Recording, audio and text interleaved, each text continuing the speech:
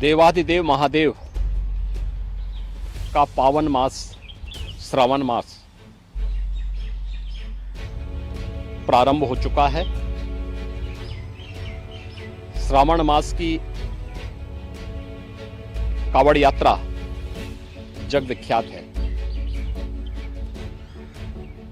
पूरे देश के अंदर और खास तौर पर उत्तर भारत में इस दौरान शिव भक्त महादेव के अनुष्ठान में लीन होकर के सभी शिवालयों में जलाभिषेक के साथ अपनी असीम भक्ति का प्रदर्शन करते हैं।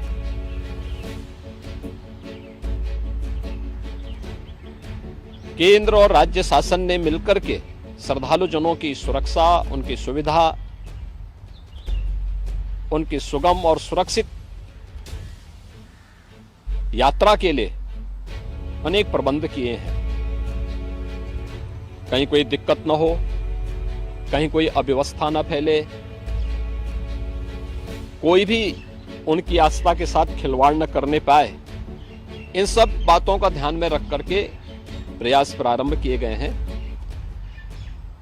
लेकिन हमें इस बात जरूर ध्यान में रखना होगा, मैं सभी श्रद्धालु जनों से इस बारे में विनम्र अनुरोध करूंगा। हम लोग भी शिव भक्त हैं, महादेव की असीम कृपा हम लोगों पे बनी रही है और निरंतर हम महादेव से यही प्रार्थना करते हैं कि उनकी कृपा सदैव बनी रहे। कोई भी पर्व और त्योहार, कोई भी साधना बिना आत्मानुशासन के पूरी नहीं होती है। सुगम और सुरक्षित यात्रा के लिए हमें न केवल अंतःकरण से बल्कि बाहरी रूप से भी उस पूरी प्रक्रिया के साथ लीन होना पड़ेगा।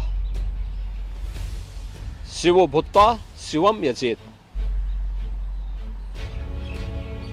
शिव बनने के लिए शिव जैसी साधना भी चाहिए, उस प्रकार का आत्मानुशासन भी चाहिए, और तब यह कावड़ यात्रा न केवल श्रद्धा और विश्वास की प्रतीक के रूप में बल्कि आम जन के व्यापक विश्वास की प्रतीक बनकर के उभरेगी। जैसा कि इस समय हम लोग देख रहे हैं माहौल कि असीम श्रद्धा भाव के साथ जनता जनार्दन समाज के अलग अलग तबके के लोग उनकी सेवा के लिए तत्परता के साथ कार्य कर रही है। और सरकार ने भी अपने स्तर पर न केवल बेहतरीन पेट्रोलिंग के माध्यम से, स्वच्छता के माध्यम से, स्वास्थ्य की व्यवस्था के माध्यम से शिविर लगा करके भी अनेक प्रयास प्रारंभ किए हैं और आवश्यकता अनुसार ड्रोन और हेलीकॉप्टर से निगरानी और पुष्प वर्षा की व्यवस्था भी इसके लिए की है। मैं सभी शिव भक्तों से अपील करूंगा कि देवादेव महादेव की ये कृपा हम पर बनी रहे।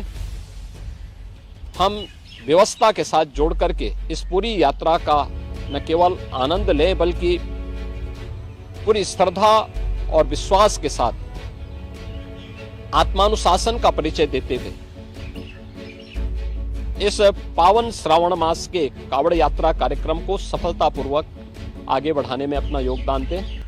आप सबकी सुगम सुरक्षित यात्रा के लिए मेरी मंगलमय शुभकामनाएं।